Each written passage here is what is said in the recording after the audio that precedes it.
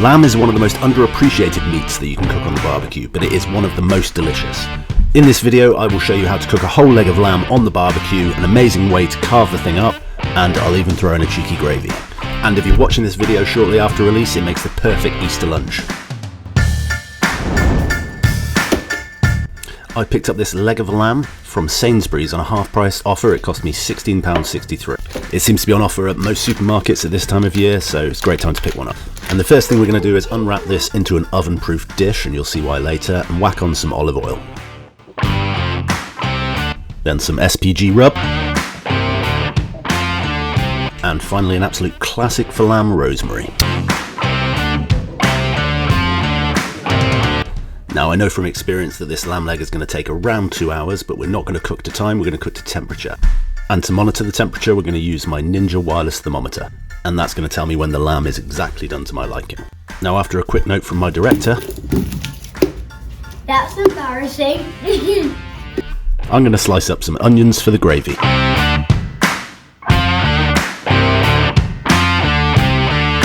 And with those nice and diced, I'm just going to crush some whole garlic cloves.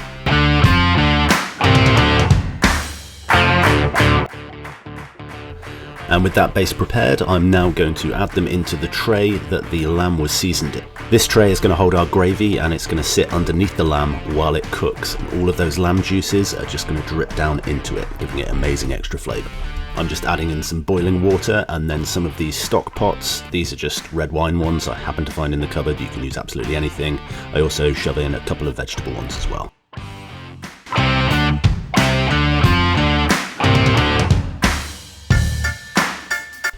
And with that all nicely mixed up, it's time to take this party outside.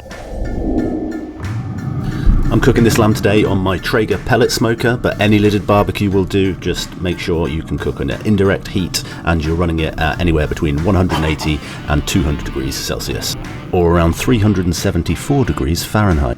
It's such a weird way of measuring temperature. Anyway, place your lamb leg over your gravy pot so that the juices can drip down as it's cooking. If you don't have a shelf like I do, you can just put it on a wire rack just over the tray. This makes the gravy taste absolutely delicious, and I imagine it helps sort of part steam while cooking as well, but I don't know that for sure. I keep an eye on the internal temperature using the app, and after about 2 hours it's looking about around 55 degrees. I want a second opinion with my handheld thermometer, which only confirms my suspicion that this leg of lamb is ready to come off. Now I'm cooking this to about 55 degrees because I know it's going to go up about another 5 degrees while it's resting, and that'll give me the beautiful medium finish that I'm after on my leg of lamb. Obviously if you want yours rarer or more well done, just adjust the temperature that you cook it to. You can see this is looking absolutely delicious. I wish you could smell this, it smells amazing. Now we're going to take off our delicious gravy with all of that beautiful lamb having been dripped into it. And you can see the onions have cooked down nicely and the sauce has reduced down, becoming richer and thick. And we take it inside. Now the lamb we are going to let rest for about 20 minutes. Do not skip this step.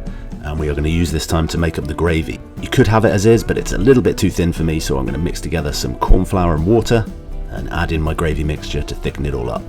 Although before I do that, I am going to remove the massive chunks of garlic because I don't want to bite into one of those.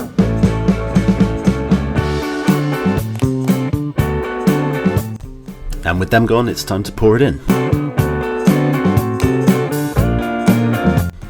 And then give it a good stir. And if it doesn't thicken up after you've added that corn flour, just put it in the microwave for a bit, heat it up, and it'll thicken up nicely. And then you've got some delicious, chunky lamb gravy ready to go. Once your leg of lamb has had its full 20 minutes rest, it is time to carve it up. Top tip for removing your meat thermometer, you use yourself a paper towel or something to stop it burning your fingers. Don't ask me how I know. And then we are ready to carve. Now your lamb will have a sort of fat side and a thin side. And you just want to pick one of these sides and shave off a little bit. And this is going to allow us to have a nice flat base for when we're carving and make the carving process a lot easier. Now that little slither of lamb that you've taken off is absolutely delicious, and it is your right as the chef to eat it all yourself. But for reasons that still aren't clear to me, my wife deserves half of it too. And with that all gobbled up, it is time to start carving.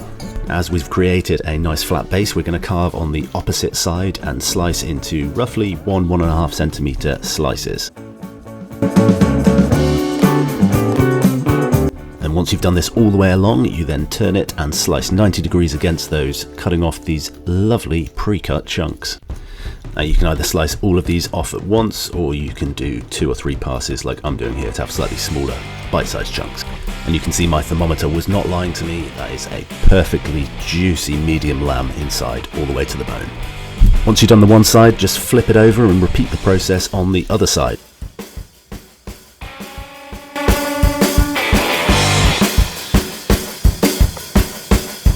You'll find this process far easier on one side than the other because the knuckle sort of bends in. And once you've done this side, you can just repeat the process on the 2 other sides to get the last bits up.